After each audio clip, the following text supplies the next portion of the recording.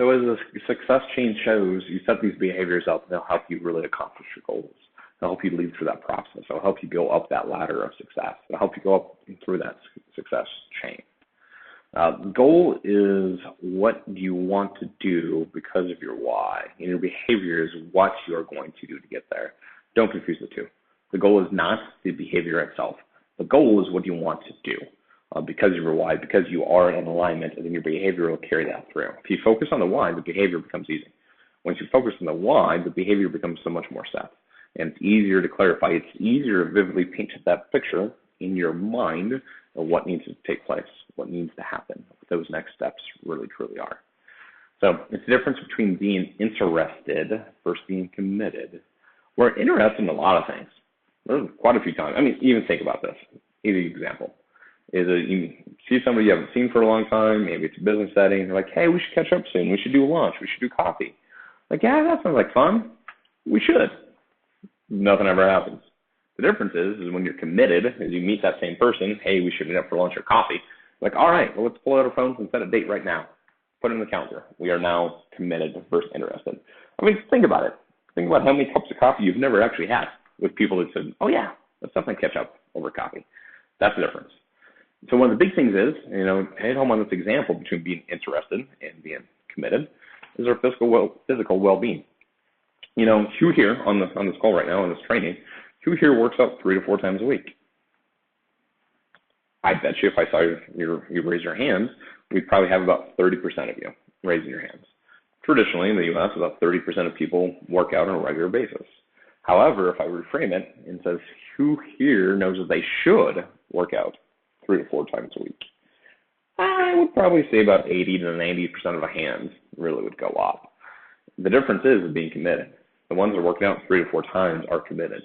The other 90%, are interested, but they haven't made that commitment.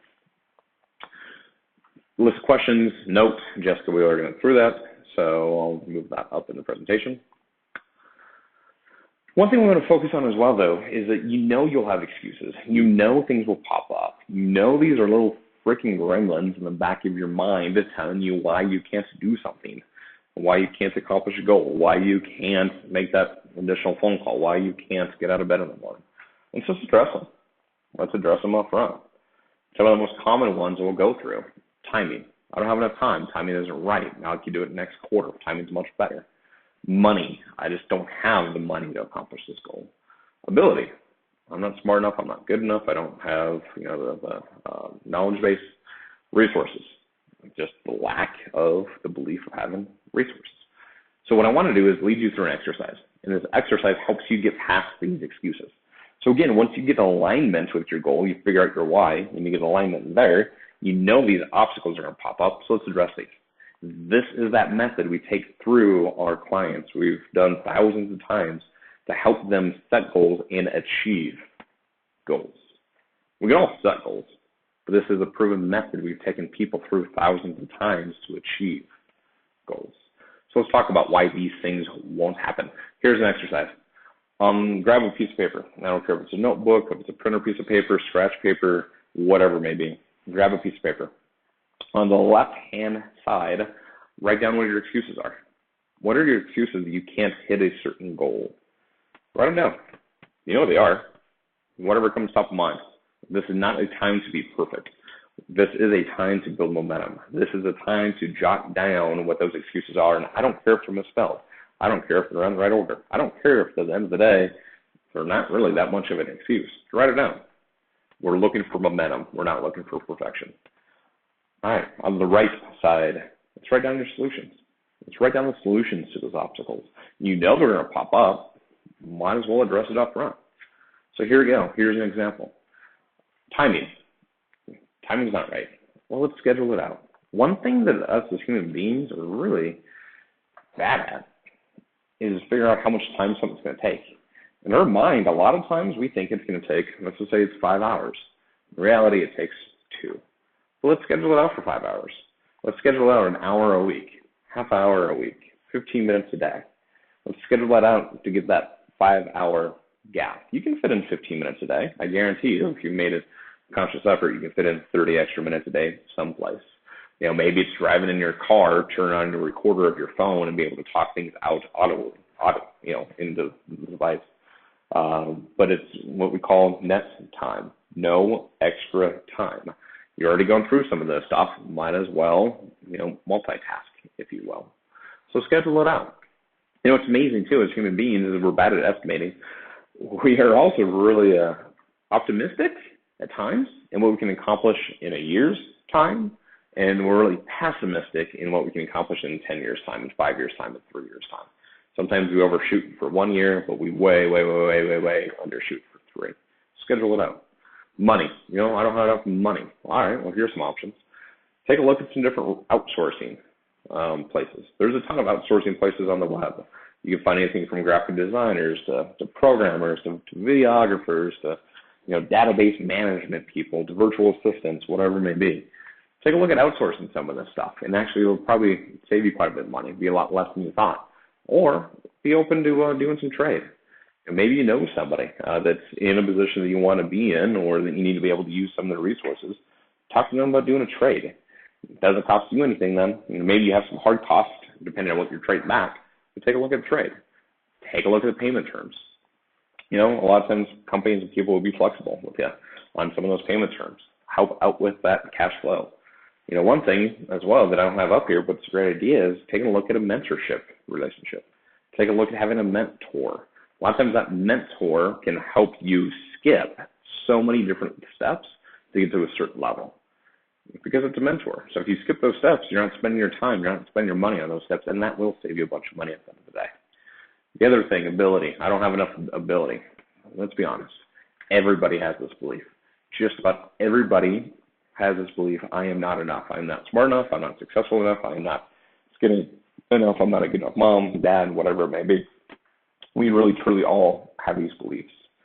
And that's the reason why we just need to be able to sidestep that. It's not unique. You're not unique thinking that you're not smart enough, you're not good enough, you're not whatever. It's not that unique ability. What it is, though, is that we as human beings are very humble creatures. We have a hard time seeing that, we actually are enough. We are successful enough. There's a reason why we're in the position here today. We have the knowledge base. What it comes down to is kind of the next one, honestly. It's resources. People believe they don't have enough resources. At the end of the day, they're just not resourceful enough. They need to take a look at, being resourceful versus not having enough resources. And so here's an exercise that we've gone through. Just paint this picture with a client. If we had $1 million that we could spend with this client, what would we do? How would, in our case, notes, this is my marketing case, how would we market them? What kind of advertising would we do? What kind of videos would we do? What kind of direct mail would we do? What kind of just crazy on the street stuff would we do? Then, after brainstorming that for 15 minutes, we take a look at, all right, we had $1 million. What happens now if we have $1,000? How do we accomplish those same type of things for $1,000? It's a fun exercise. It's maybe taking a mail list down from 20,000 people down to 2,000 highly targeted people. Maybe it's, instead of renting out a helicopter to shoot a bunch of footage out in the middle of the Badlands, maybe it's hiring somebody that can fly a drone to capture that same footage. Maybe it's something along those lines. Maybe it's a trade with that drone company. Hey, drone company, we can help you out with some marketing if you can help shoot us some of this drone footage. It's just becoming a lot more resourceful. And us as human beings, we are resourceful creatures. Sometimes we get stuck in our ways. Sometimes we get stuck in a path. But overall, we are pretty resourceful creatures. So the question I have for you, what happens if you don't hit your goals? What happens if you let your obstacles stop you? What changes? Obviously nothing. Note, Jessica, there's about 3 slides here. I'm going to keep it on this first slide, kind of walk through the questions I'll ask in the other 2. The other 2, I would say, you can use those more as a point of reference, but with this slide, you can really kind of paint that picture.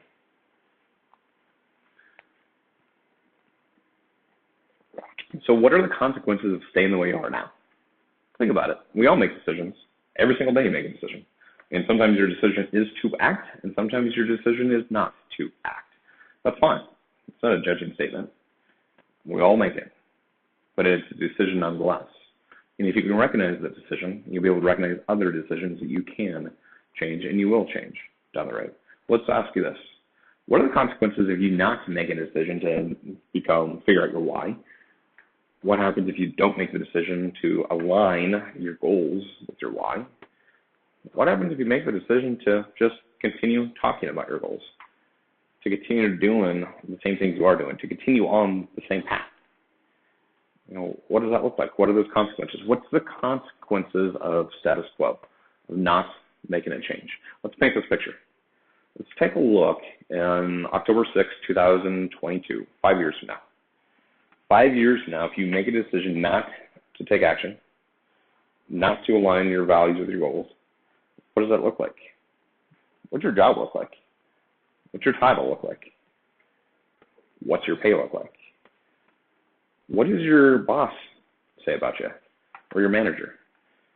Or what do your employees say about you, or about the people that you're managing? What about your spouse? What do they say? How do they feel? If nothing has changed, are they happy? What about your kids? For me, going back to the example of my kids, me trying to set the example for my kids. What happens if I made a decision not to actually try to lose weight, not to try to be a good role model? What do the kids look like? Literally, what do they look like? How do they perform daily? How do you feel?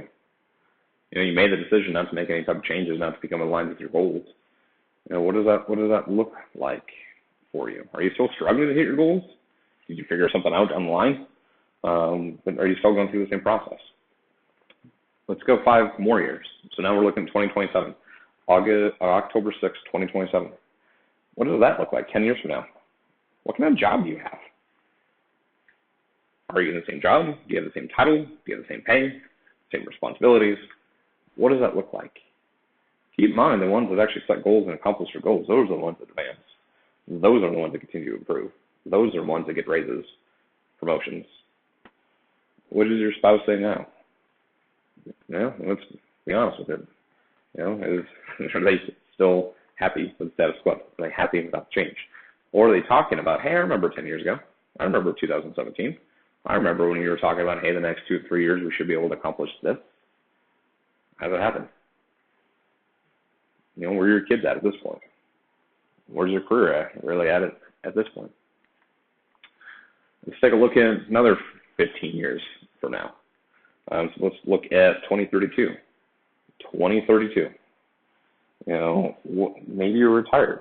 Does your retirement look like you had pictured it? What's happening now in your life? How does this move? What do your employees think if you're still, owning a company? Do you want to be owning a company if you're a business owner 15 years from now? Or do you want to be managing people 15 years from now? Do you want to be just a regular employee 15 years from now? What does that look like? Again, what is it like with your family? What's it like with your health? What does your body look like? What does your disease potentially look like? How does that work? How does that break down?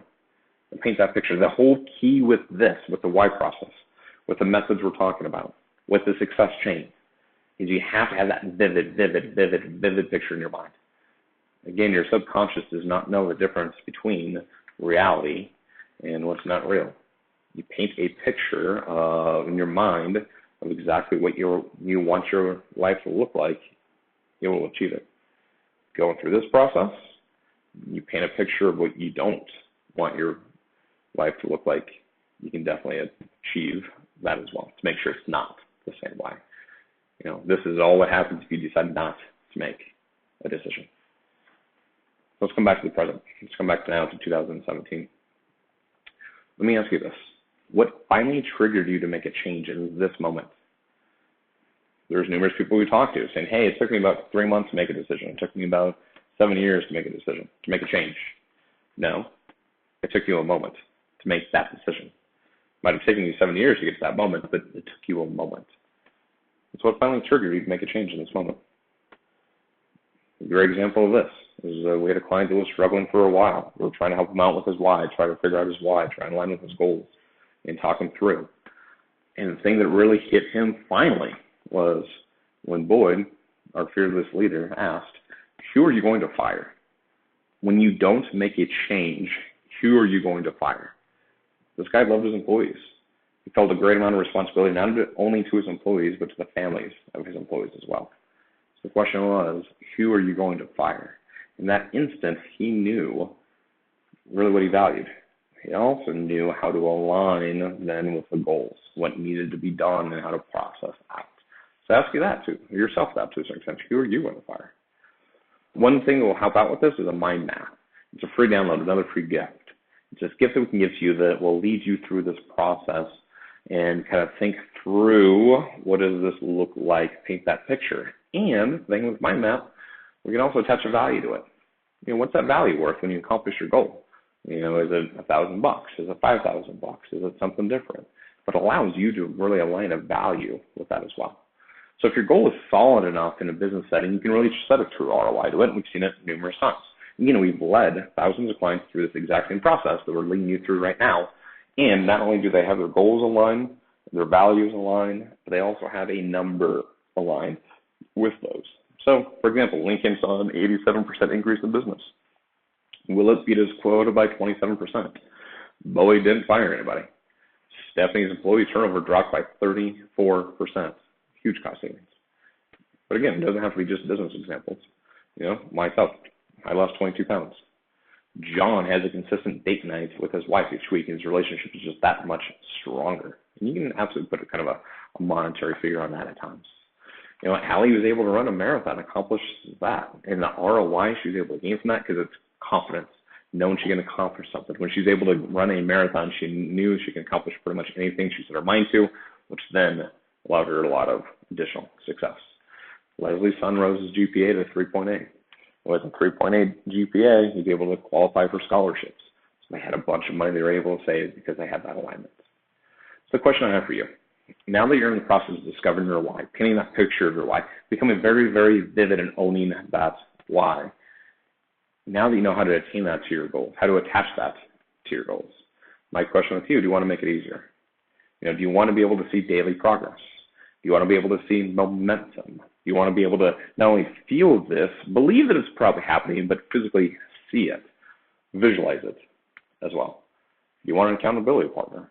Do you want somebody that's going to be with you there on a daily basis to walk you through this? The big thing is you want to be able to bridge the gap between knowledge and action. Knowledge isn't key. Remember those Saturday morning commercials where that star would float over the sky and something along the lines of knowledge is power? It's not the case. Action is power. You need to be able to take that knowledge you have. We all have knowledge. Take that knowledge you have, move it into action. Bridge that gap. The question is, do you want to bridge that gap? The other question is, you have 3 minutes of your daily life to dedicate to your future. The answer is yes. Let's continue.